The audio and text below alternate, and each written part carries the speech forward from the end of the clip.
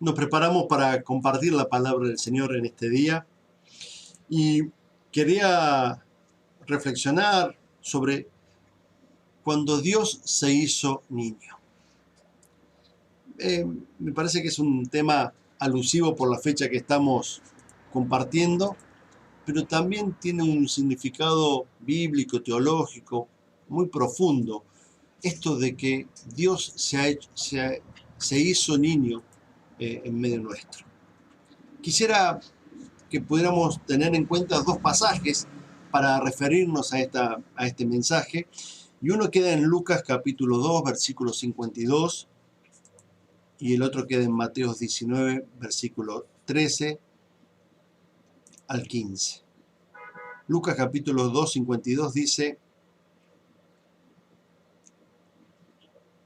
Jesús siguió creciendo en sabiduría y en estatura, y cada vez más gozaba del favor, de la gracia de Dios y de todas las personas. Y en Mateo capítulo 19, versículo 13 al 15, dice: Entonces le llevaron unos niños para que pusieran las manos sobre ellos y orara. Pero los discípulos lo reprendieron. Entonces Jesús dijo: Dejen que los niños se acerquen a mí, no se lo impidan, porque el reino de los cielos es de los que son como ellos. Y luego de poner la mano sobre ellos, se fue de allí. Amén. ¿Qué implicaba ser niño, niña en los tiempos de Jesús? El concepto de niño se entremezclaba al concepto de siervo, de hijo, de muchacho, de pequeño. Eran palabras que a veces se usaban en forma indistinta. Según el contexto uno distinguía, según el contexto de donde uno lo decía, distinguía si se refería a un niño, si se refería a un hijo, si se refería a un muchacho o se refería a un siervo. Es decir, hay una gran semejanza en las palabras originales de la Biblia, en el griego, entre lo que es un niño, un siervo, un muchacho, un hijo. Esto es lo primero que hay que entender, es decir, que comprender la concepción de niño estaba bastante entrecruzada con otras realidades. No es lo mismo ser un niño que ser un siervo. Es decir, algo pasaba en cómo se explicaba eso, que el contexto ayudaba a comprender si se estaba hablando de un niño o se estaba hablando de un siervo. Y también en la Biblia vemos que hay como diferentes conceptos del niño, conceptos más sociales. Entonces, en algún caso era una palabra hacía referencia a un niño que tenía como una condición carente, como más infante, como alguien que no puede valerse por sí mismo y tiene una dependencia total de sus padres o de aquellos que están cerca de él, porque tiene una edad muy limitada. En un segundo momento aparecía otra palabra que se refería más a los niños que diríamos entre 7 a 10, 11 años. Había otra palabra, que no se las quiero nombrar para no confundir, pero había otra palabra que hablaba del recién nacido, del neonato, del recién nacido o el que todavía estaba en el vientre de la madre. Y había otra palabra que se refería a los niños como descendencia o como hijos de.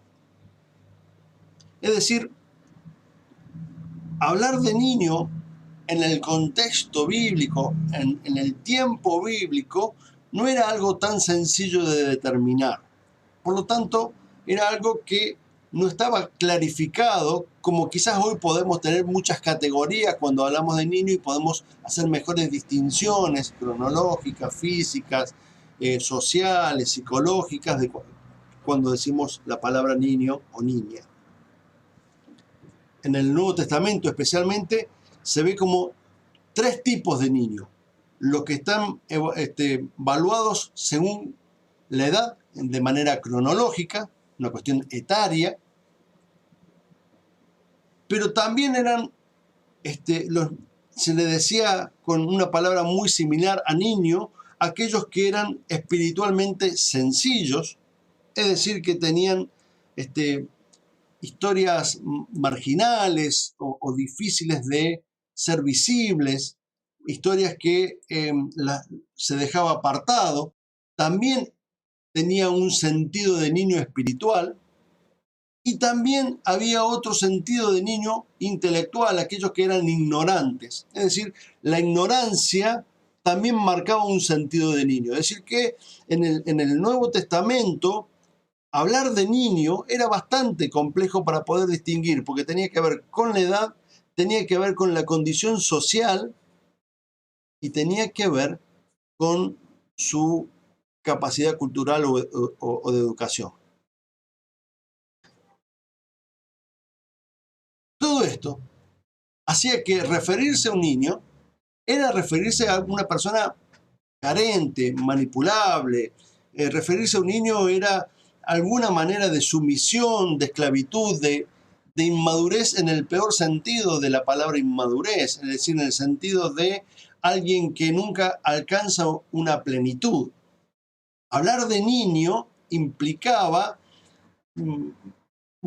alguien que era no tenido en cuenta por la sociedad y por el contexto ni político ni religioso de ese momento. Por lo tanto, alguien que era no tenido en cuenta ni político ni religiosamente, de alguna manera era alguien que no era cuidado socialmente, que no era cuidado religiosamente, y que quedaba toda esa carga en los buenos saberes que tuvieran los progenitores o aquellos que estaban cerca de ese niño. Ser niño en esa época era ser algo menos que ser humano. No tenía el valor de ser humano. No alcanzaba el valor de ser humano. La manera que se describía un niño era una cuestión inferior al hombre varón adulto. Por lo tanto, el niño era un objeto hasta que se transformara en un adulto varón, especialmente. Esto es muy importante entender este contexto, porque este Dios que siempre tomó la iniciativa para la salvación, para mostrarnos su amor, este Dios, Padre de Jesucristo, que siempre hizo el primer paso para mostrar su gracia y sus brazos abiertos para sostenernos, para salvarnos. Este Dios que siempre inauguró desde la misma creación su amor, este Dios que es profundamente lleno de gracia y de misericordia, decidió que para mostrarnos su salvación, para que pudiéramos conocer su gracia, para que pudiéramos acercarnos a su amor, decidió nacer como niño. En esta carencia de cosas que hablamos anteriormente, en un contexto donde ser niño era ser nada, en un contexto donde ser niño no tenía valor, Dios podría haber aparecido desde el desierto adulto y empezando a predicar y a compartir las buenas nuevas del reino de los cielos, a hablar de la salvación y del amor eterno. Pero Dios no decidió ese paso sin historia. Dios decidió introducirse en la historia a partir del vientre de una mujer. Dios decidió, por amor a vos y a mí, ser un niño, con toda la carencia y debilidad y sentido de faltas de cuidado que tenía, de invisibilidad que tenía. Algo que no era visible para el resto de la sociedad, para los religiosos, para los políticos del tiempo. Dios decide nacer de esta condición sumamente frágil, de esta condición sumamente débil, de esta condición sumamente sometida a esa sociedad y a ese contexto. Por eso cuando hablamos de nuestro Dios, Padre Jesucristo, no hablamos de alguien lejano, no hablamos de alguien que nos dirige desde el dedo, con el dedo mostrando por dónde debemos ir, sino es un Dios que se acerca a lo más íntimo del ser humano. Es más, hizo el mismo proceso de nacimiento que el ser humano. Estuvo en el vientre de María, estuvo en el vientre de una mujer para a partir de allí ingresar en la historia de la humanidad y ser igual en todo menos en el pecado. Este es el Dios que proclamamos. Que no es un tema menor decir esto, porque este Dios que proclamamos es un Dios que puede consolarte, que puede animarte, que puede fortalecerte, que puede comprender las miserias de la vida porque Él mismo la padeció, que puede comprender las miserias que tenemos entre las relaciones humanas porque Él mismo lo vivió, que puede comprender las discriminaciones o el rechazo porque Él mismo lo vivió, porque Él puede comprender las fragilidades de la vida porque Él mismo lo vivió. No solamente que fue nuestro creador, sino que experimentó su propio experimento, su propia creación, su propio experimento. Este es el Dios que se acerca a tu vida y a mi vida. Un Dios que no tuvo temor en dejarlo todo y ser un niño. Y desde allí mostrar su reino y su justicia. Desde allí mostrar la vida plena y abundante. Desde allí mostrar nuevas reglas de convivencia con una ética basada en el amor. Este es el Dios que proclamamos. El Mesías niño, el Mesías adulto. En estos dos textos que leímos, especialmente de Mateo y Lucas, son los que más referencia a la niñez de Jesús hacen. El de Marcos y Juan no tanto. Pero el de Mateo y Lucas es el que más elementos de entender algo de la historia o saber algo de la historia de niñez infante de Jesús podemos conocer. De su genealogía podemos comprender. Y tanto Lucas como Mateo nos muestran este crecimiento de Jesús. En Lucas nos dice claramente cómo crecía él. Crecía en sabiduría, lo que tiene que ver con el conocimiento, lo que tiene que ver con la capacidad de discernir, con lo que tiene que ver con la capacidad de resolver, con lo que tiene que ver con la capacidad de obrar bien, ¿sí? La sabiduría, ¿sí? No es solamente no tiene solamente que ver con la inteligencia. La sabiduría tiene que ver más con el hacer. La inteligencia tiene que ver más ver con lo conceptual. La sabiduría tiene que ver más con aquello que yo sé y puedo hacer mejor. Y Jesús crecía en esa sabiduría.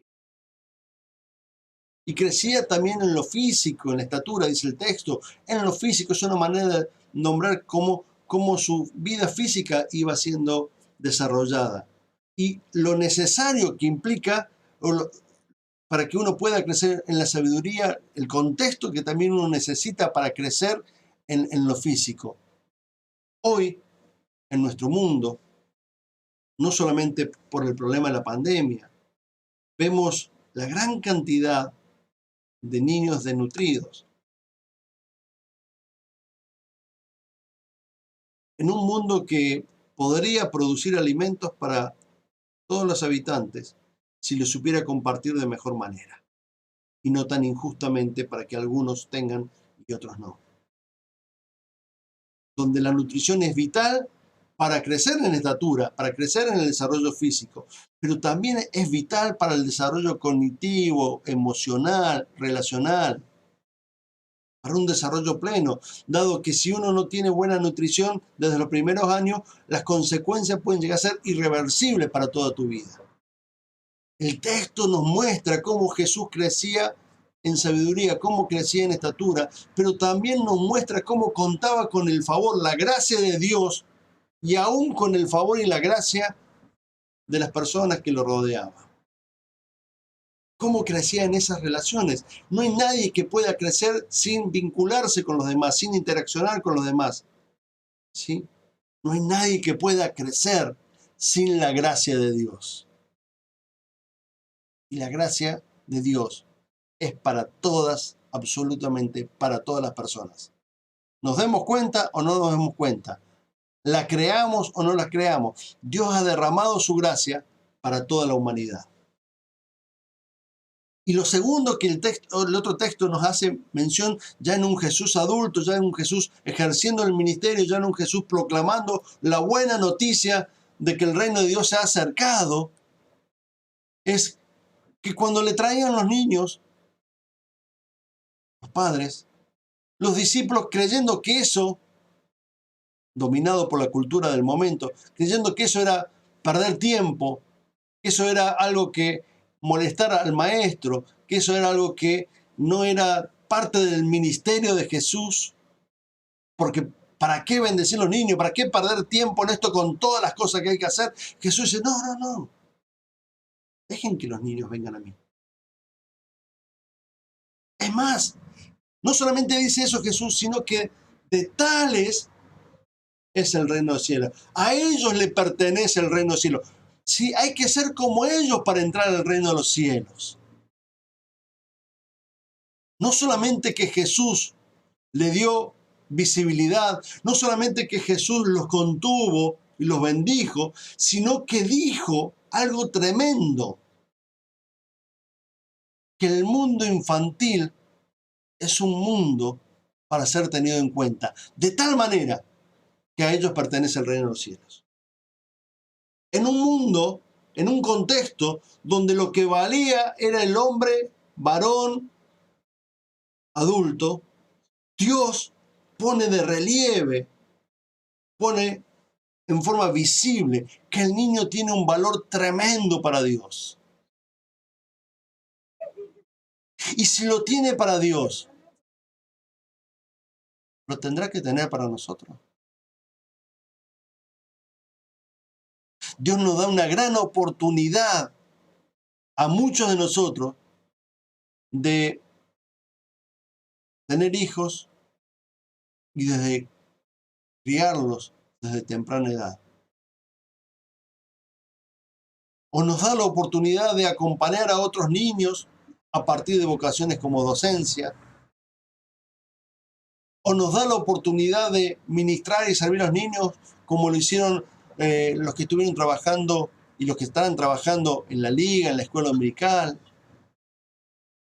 Dios nos da la gran posibilidad de bendecir a los niños, sabiendo que ellos tienen un valor especial para Dios, porque de ellos pertenece el reino de los cielos. ¿Te das cuenta? Nosotros que somos más adultos y que a veces jugamos, bueno, saludamos a todos para que tengamos un niño adentro, pero también nuestra responsabilidad social, nuestra responsabilidad relacional que tenemos con los niños. ¿Cuántas veces nosotros mismos también decimos, oh, basta, no quiero saber más con los niños? ¿Cuántas veces nosotros creemos que los niños también nos molestan? ¿Cuántas veces en las iglesias, si no hacen lo que tienen que hacer porque son niños y hacen las cosas de niños, sentimos que son un estorbo para la vida del templo y de la iglesia? No dándonos cuenta, o olvidando quizás lo que Jesús hizo por los niños, la puerta que Jesús le abrió a los niños, aun cuando sus discípulos decían, no vengan a molestar al maestro.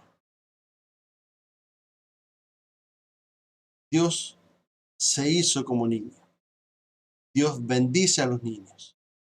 Dios le da el reino de los cielos a los niños. Quisiera ir terminando esta sencilla palabra diciendo que también en este tiempo pasa lo que pasaba hace 2000 años atrás. Muchas veces los niños son invisibles a nuestros ojos. Muchas veces los niños son descuidados. Muchas veces los niños no reciben el afecto adecuado, la nutrición necesaria. De hecho, que en nuestra sociedad empezó a tener valor los niños hará menos de un siglo. Cuando en 1950 aproximadamente empezaron a ver el tema de los derechos y luego se construyeron los derechos del niño. No teniendo valor los niños hasta antes. Casi 2000 años después, recién los niños empezaron a tener sentido. Antes, estamos hablando de 200 siglos atrás, nada más, en la historia no es nada, los niños eran meramente esclavos y trabajadores. Y hoy también seguimos repitiendo esa historia. Vemos niños que no disfrutan de su infancia porque tienen que trabajar, los hacen trabajar. Y Dios en Jesucristo se hizo niño para conocer toda la condición humana, por amor a nosotros.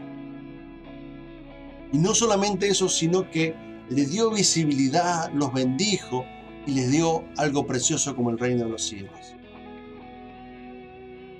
Por eso es que si hay algo que tenemos que hacer nosotros es con Dios mantenernos como niños, no en la ignorancia, no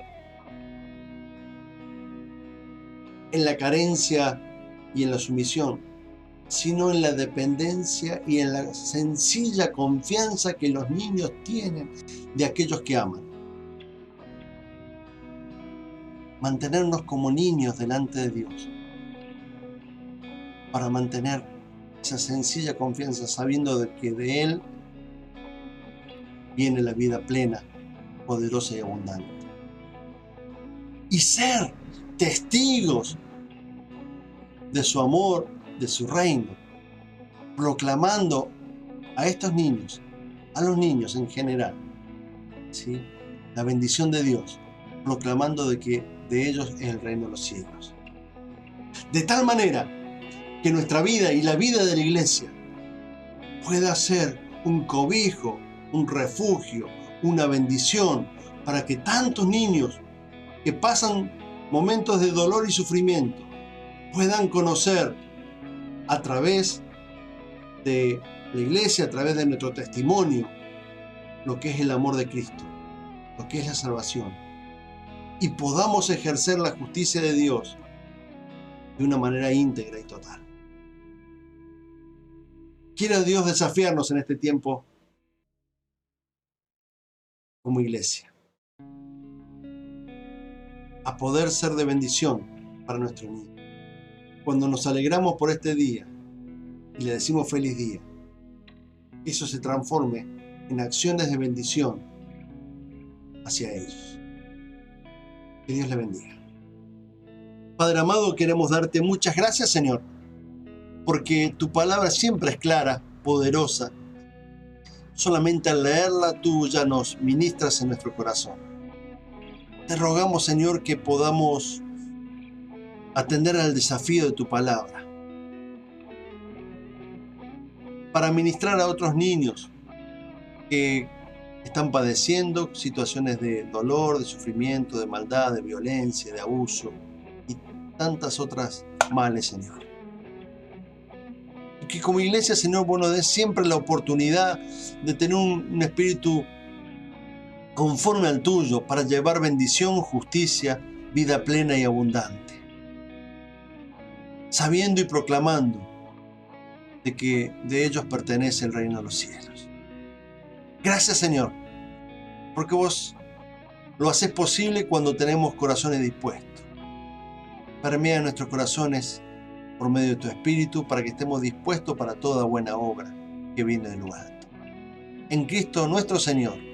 Amén y amén.